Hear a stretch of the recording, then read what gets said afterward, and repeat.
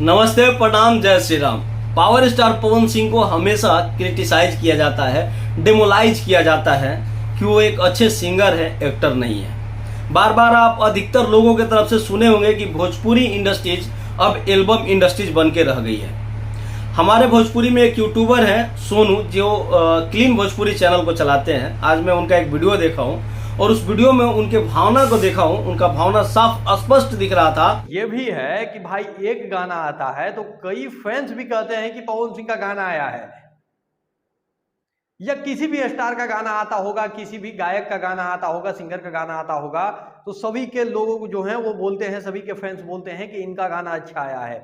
लेकिन जब कोई सिनेमा आता है तो ना तो फैंस उस पर बात करना चाहता है और ना ही स्टार बात करना चाहते हैं, ना ही टीम मेंबर बात करना चाहते हैं। कि जब कोई भोजपुरी सिंगर का गाना आता है तो बहुत बड़े लेवल पे प्रमोशन किया जाता है, उनके फैंस की तरफ से चर्चा किया जाता है, न्यूज बनता है। लेकिन जब कोई फिल्में आती है तो कब आती है, कब चली जाती है, कुछ भी पता नहीं चलता। ना ही स्टार की तरफ से चर्चा होता है और ना ही स्टार के फैंस की तरफ से चर्चा होता है। एक भोजपुरी में सिंगर हैं जिनको ट्रेंडिंग स्टार बोलते हैं, उनका भी आप लाइव देखे होंगे या न्यूज देखे होंगे। बार बार वो टारगेट करते हैं पवन सिंह को कि पवन सिंह सिर्फ एक अच्छे गायक हैं, एक्टर नहीं, और हम एक बहुत बड़े एक्टर हैं। मैं इन्हीं सब बातों पर चर्चा करने वाला हूं इस वीडियो में। हमें उम्मीद है कि आप पूरा वीडियो को जरूर देखिएगा। अभी तक आपने पीयूष पेज को फॉलो नहीं किया है तो प्लीज फॉलो करके हमें सपोर्ट करिएगा। अगर यूट्यूब पर देख रहे हैं तो बड़का बिहारी चैनल को सब्सक्राइब जरूर कर लीजिएगा। चलिए, अपनी बातों को अपने तरीके से हम रखते हैं, बाकी आप अपनी विचार को हमारे कमेंट बॉक्स में जरूर रखिएगा। अभी आपको पता है कि जब कोई बड़ी बजट की फिल्में बनती है, जैसे 200 करोड़, 100 करोड़, 500 करोड़, तो ऐसा नहीं होता है कि प्रोड्यूसर 500 करोड़ घर से लेके आया और फिल्म में लगा दिया। अब फिल्म चली नहीं चली, प्रोड्यूसर का चली तो फायदा हुआ, नहीं चली तो लॉस चला गया। ऐसा नहीं होता है। आपको पता है कि बहुत सारी इंडस्ट्रीज है इंडिया में, रीजनल इंडस्ट्रीज है, जहां पर भी बड़े बड़े फिल्में बन रही है। रीजनल इंडस्ट्रीज में भी बड़ी बड़ी फिल्में बन रही है। सबसे बड़ी बात यह है कि आप हमेशा कंपेयर करते हैं साउथ के साथ में, चर्चा करते हैं भोजपुरी इंडस्ट्रीज को साउथ के साथ में। साउथ में एक्चुअल में है क्या कि वहां सब्सिडी है, बड़े बजट पे सब्सिडी है। लेकिन बिहार में जो भोजपुरी इंडस्ट्रीज है, बिल्कुल सब्सिडी नहीं है। सब्सिडी तो छोड़िए, गवर्नमेंट का नाम मात्र का सपोर्ट नहीं है। आप फिल्म बनाइए ना बनाइए, बिहार की गवर्नमेंट को कोई भी लेना देना नहीं है। जबकि बगल में यूपी है, जहां पर जब से योगी सरकार आई है तब से सब्सिडी देना चालू कर दिया। लेकिन एक शर्त है कि कोई भी फिल्म बनाइएगा तो उसमें 80% कलाकार उत्तर प्रदेश से होना चाहिए, तब सब्सिडी आपको मिलेगा। अब बात कर लेते हैं जहां पर भोजपुरी फिल्में लगती है, सिनेमा हॉल का। आप सभी को, जितने भी भोजपुरी दर्शक हैं, सबको पता है कि हालत क्या है। सिनेमा हॉल का हालत क्या है, किसी से कोई बात छुपा नहीं है। अब जो ट्रेंडिंग स्टार हैं, जो बार बार कहते हैं कि हम एक अच्छे एक्टर हैं, पवन सिंह सिर्फ एक सिंगर है, उनको डेमोलाइज किया जाता है। इन सब बातों से एक प्रोपेगेंडा चलाया जाता है कि अब उनको तो सिंगिंग में हम नीचे दिखा नहीं सकते, तो कम से कम एक्टिंग में नीचे दिखाया जाए। हम पूछना चाहते हैं, हम क्रिटिसाइज ट्रेंडिंग स्टार का नहीं कर रहे हैं, उनके बड़े बोलेपन का कर रहे हैं। वो जो बार बार आगे बड़ी बड़ी बातें डींगे हाँक जाते हैं, कि दिल पर हाथ रख के बताइएगा आप लोग कि उनके वजह से कितनी ऐसी भोजपुरी की फिल्में हैं जिसका चर्चा इंडिया लेवल पे हुआ हो।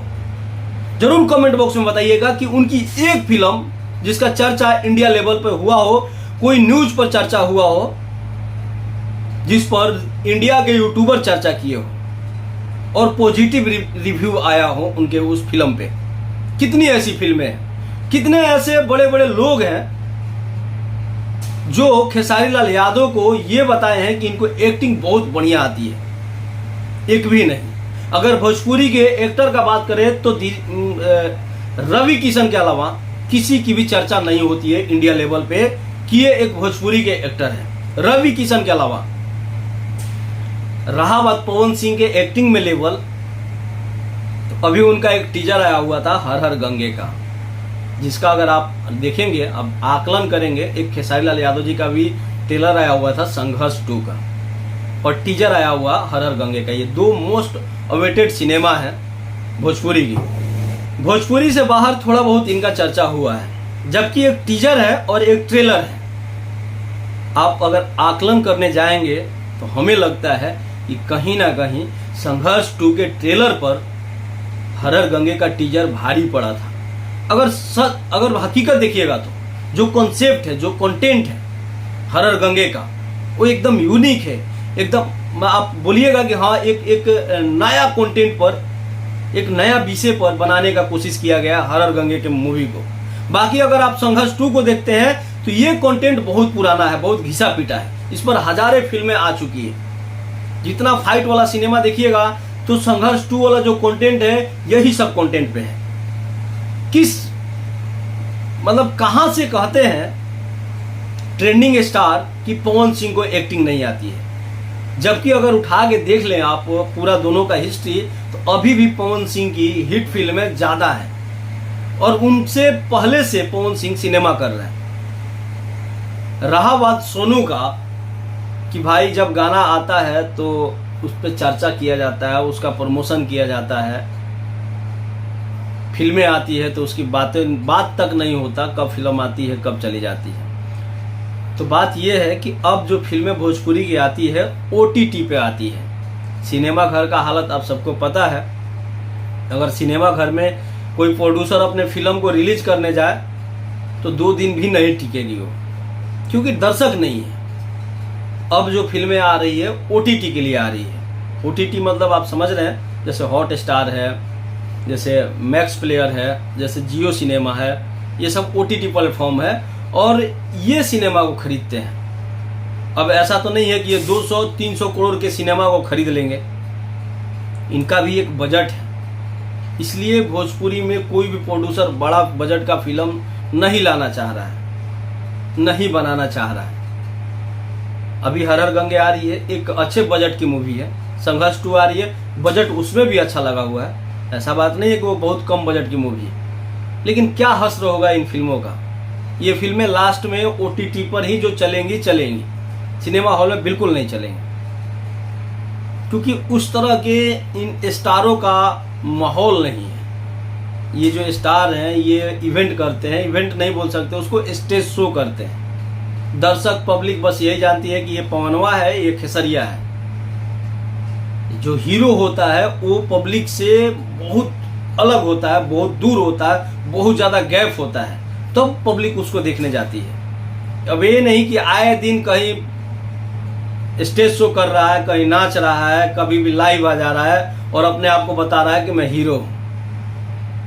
ऐसे लोगों को दर्शक अपना 300, 400, 500 रुपए दे के उसके बाद 3 घंटा टाइम बर्बाद करके देखने नहीं जाएगी, बिल्कुल नहीं जाएगी। स्टार मतलब बहुत, स्टार किसको बोलते हैं? जो आसमान में होता है, वो धरती से बहुत दूर होता है, धरती के लोगों के और उसके बीच में बहुत ज्यादा गैप होता है, तब उसको स्टार बोलते हैं। इसीलिए हीरो को स्टार कहा जाता है। इतना गैप रखना पड़ेगा, लेकिन आप लोग तो छिया लेदर करेंगे, खुद को बड़ा बताने के चक्कर में पता ना किस हद तक गिर जाएंगे। तो फिर मूवी कहां से चलेगी, कहां से लोगों में वो जुनून होगा जो हॉल में जाके आपकी फिल्मों को देखेंगे।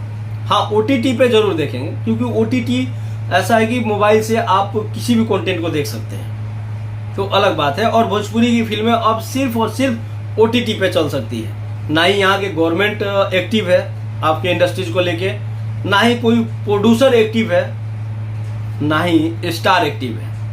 अब जो भी हो सकता है वो गानों के माध्यम से हो सकता है, और इस बात को पवन सिंह बढ़िया से समझ चुके हैं कि फिल्मों के माध्यम से भोजपुरी में कुछ भी नहीं हो सकता, बिल्कुल नहीं हो सकता। जब जिस चीज का मार्केट होता है काम वही करना चाहिए, और पवन सिंह ने शुरू कर दिया है अपना जलवा दिखाना गानों के माध्यम से।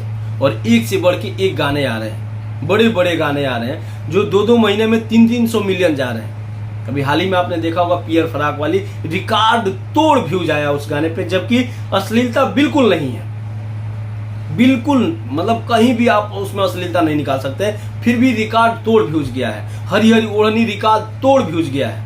मतलब लगातार पवन सिंह के गाना रिकॉर्ड तोड़ रहे हैं, रिकॉर्ड बना रहे हैं। बस मैं यही कहना चाह रहा था। बाकी आप लोग अपना विचार हमारे कमेंट बॉक्स में जरूर बताइएगा। जय श्री राम।